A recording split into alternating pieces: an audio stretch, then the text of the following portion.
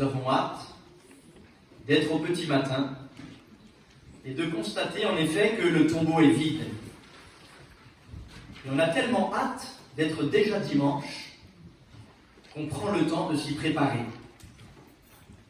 Voilà plus d'1 heure que nous écoutons attentivement la parole de Dieu qui nous révèle tellement de merveilles, tout ce que Dieu fait pour nous depuis qu'il a créé la terre, depuis qu'il ne nous abandonne pas à notre triste sort de pécheurs, mais qu'il nous a envoyé un sauveur, le Christ Jésus, dont nous avons célébré le mystère de la Passion depuis le Jeudi Saint, où nous l'avons accompagné par notre prière à Gethsémani, et le Vendredi Saint, où nous l'avons suivi pas à pas sur son chemin de croix, jusqu'à le voir rendre l'esprit, mourir et être mis au tombeau. Et toute cette longue journée du samedi, nous l'avons passée en deuil, dans l'attente de la réalisation des promesses. Il fallait qu'il ressuscite d'entre les morts. Et alors, ce long temps que nous passons cette nuit, c'est parce que nous avons hâte. La hâte chrétienne, la hâte de Dieu, n'est pas une précipitation. Ce n'est pas non plus de fuir la réalité difficile à appréhender. Mais c'est d'être illuminé déjà par ce grand mystère immense, inouï, unique de la résurrection du Christ, le 3e jour. Il sort de son tombeau vivant.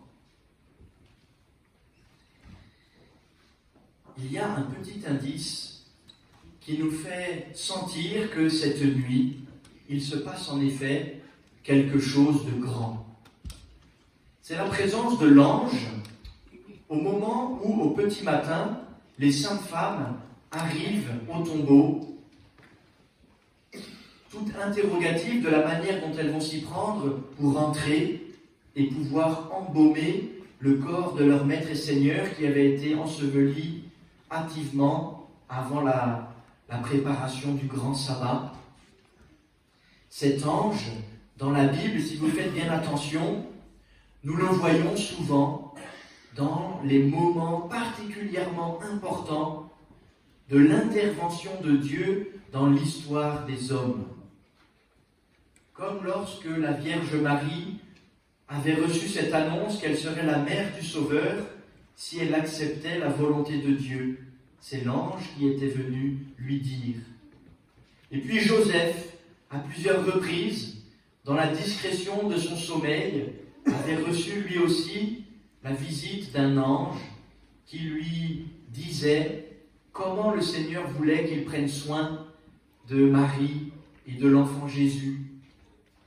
Et les anges, nous les avons vus à plusieurs reprises dans la vie de Jésus et tout dernièrement à Gethsémani, alors que Jésus, plongé dans les affres des souffrances de la passion, des souffrances causées par les péchés des hommes, Jésus recevait le réconfort des anges. Cette nuit encore, les anges sont là. C'est parce que Dieu intervient pour nous. Frères et sœurs, accueillons avec foi la présence des anges.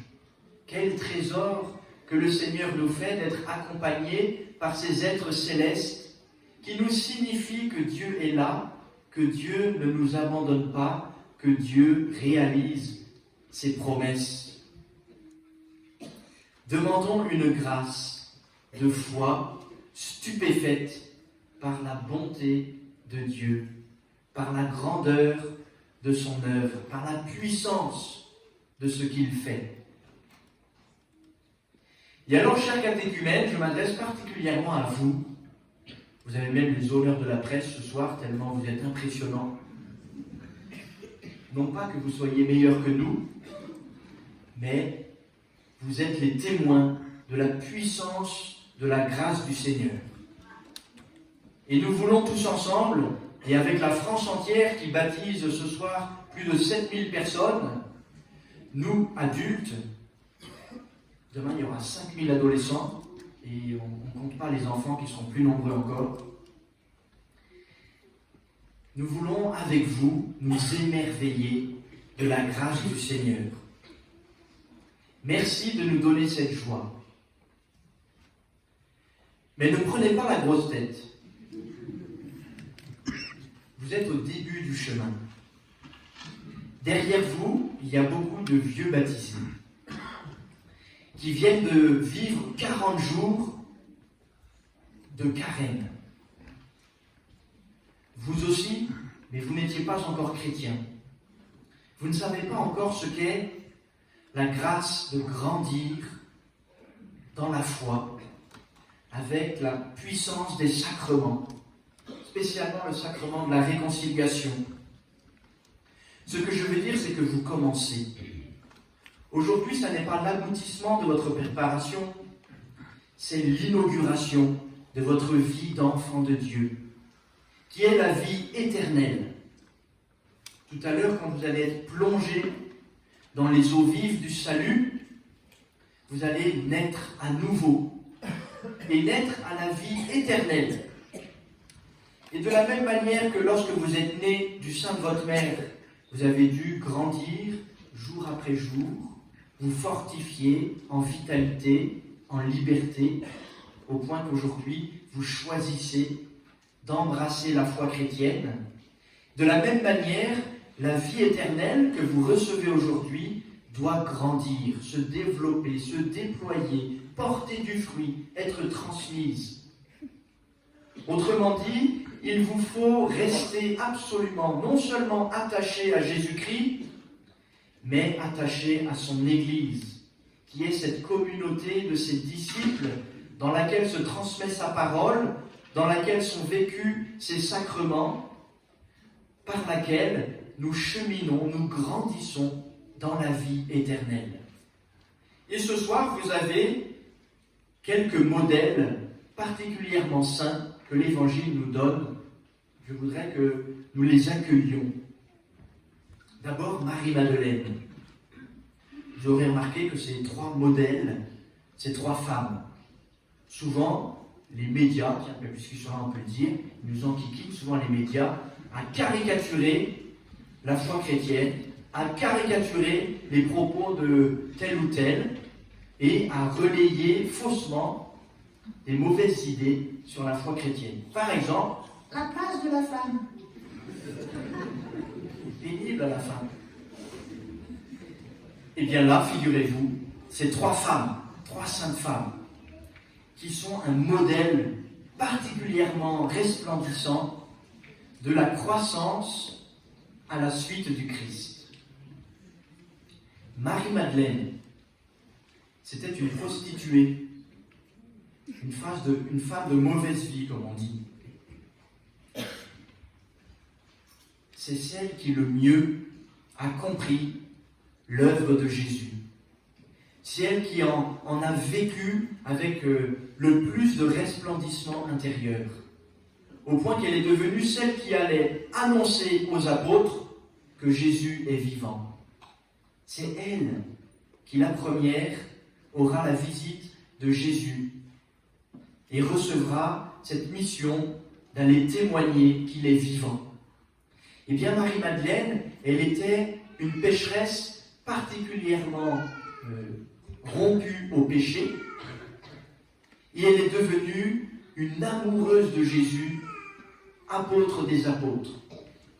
Marie-Madeleine nous apprend que le péché n'a jamais le dernier mot dès lors que nous rencontrons le Christ, et que le péché est même anéanti par la puissance de résurrection, par la vie, par la grâce, par le Christ. Marie-Madeleine nous apprend l'infinie puissance de la miséricorde de Dieu. Alors, chers catéchumènes, et nous tous, les vieux baptisés qui renouvelons ce soir la grâce de notre baptême, nous voulons que Marie-Madeleine nous apprenne à vivre de la miséricorde de Dieu. Ensuite, vous avez une autre Marie, Marie, mère de Jacques. Jacques le Petit, parce qu'il était petit comme moi peut-être, c'est le premier évêque de Jérusalem, et on dit de lui qu'il était le frère du Seigneur, c'est-à-dire un cousin de Jésus. Donc, Marie, mère de Jacques, est une tante de Jésus. Et elle fait partie de ces saintes femmes particulièrement proches du Christ, particulièrement attentives à prendre soin de lui et à recueillir tout son enseignement.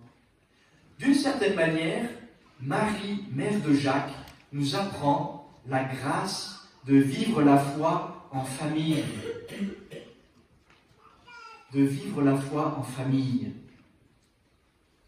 Frères et sœurs, je ne sais pas quelle est votre expérience de la vie de foi en famille, mais je ne peux que vous encourager, à la suite de Marie, mère de Jacques, de ne pas garder la foi simplement pour vous, lorsque vous êtes en famille, mais d'essayer de la partager, d'en vivre, de prier ensemble, de venir à la messe ensemble, de dire le bénédicité ensemble avant de manger, le soir, d'avoir même une brève prière, mais en famille. De transmettre à vos enfants, lorsque vous avez la grâce d'en avoir, les rudiments de la prière, les rudiments de l'histoire sainte, de connaître Jésus, de connaître l'Église, de prendre sa place, tout bonnement. Frères et sœurs, Jésus nous a dit combien les liens de grâce étaient absolus, parce que c'est lui qui nous unit à lui. Mais comme ils sont d'autant plus forts lorsqu'ils peuvent être vécus aussi en famille. Que Marie, mère de Jacques, nous stimule dans notre vie chrétienne familiale. Et puis enfin, Salomé, un peu moins connue peut-être, sans doute que c'est la mère de l'autre Jacques, le grand, celui qui est enterré à Compostelle, et de son frère Jean, qui sont les fils de Zébédée. Salomé, c'est Madame Zébédée. Et alors elle, je ne sais pas si vous vous souvenez, mais elle s'est fait remarquer d'une manière pas très reluisante. Un jour qu'elle cheminait avec les autres disciples derrière Jésus, elle se fraye un petit passage aux côtés de Jésus et elle lui dit « S'il te plaît, tu pourrais avoir la meilleure place pour mes deux fils lorsque tu établiras ton royaume. » Comme toutes les mamans, un peu naïvement, elle est mesquine. Elle veut la meilleure place pour les siens, quitte à ce que, tant pis, ce soit au détriment des autres. Et Jésus la reprend doucement. Et il en profite pour faire la leçon d'ailleurs à tous les apôtres qui devenaient jaloux de l'audace maternelle de Salomé. Et qu'est-ce qu'elle fait, Salomé? Elle est restée jusqu'au bout. Elle a compris la leçon de Jésus. Celui qui veut être mon disciple, je ne vais pas lui préparer la meilleure place aux yeux du monde. Qu'il me suive, qu'il prenne sa croix chaque jour. Et elle était là, au pied de la croix, alors que les apôtres avaient tous fui, quoi qu'ils étaient. Salomé, elle nous apprend comment on peut, même pas forcément toujours bien commencer à la suite de Jésus, et pourtant grandir en maturité chrétienne, embrasser toujours plus profondément le mystère du Christ, rentrer dans sa parole, comprendre son enseignement et en vivre. Alors Salomé, c'est vraiment un modèle pour vous les catéchumènes. Vous commencez. Et tous, vous avez une histoire unique qui fait que vous avez été poussés à franchir les portes de l'Église et à demander le baptême. Vous avez encore à grandir, comme chacun d'entre nous. Salomé nous montre que même si parfois nous nous égarons un peu, nous ramenons un peu trop à nous ce que le Seigneur nous donne, eh bien nous pouvons mûrir, nous pouvons devenir des saints. Amen. Amen.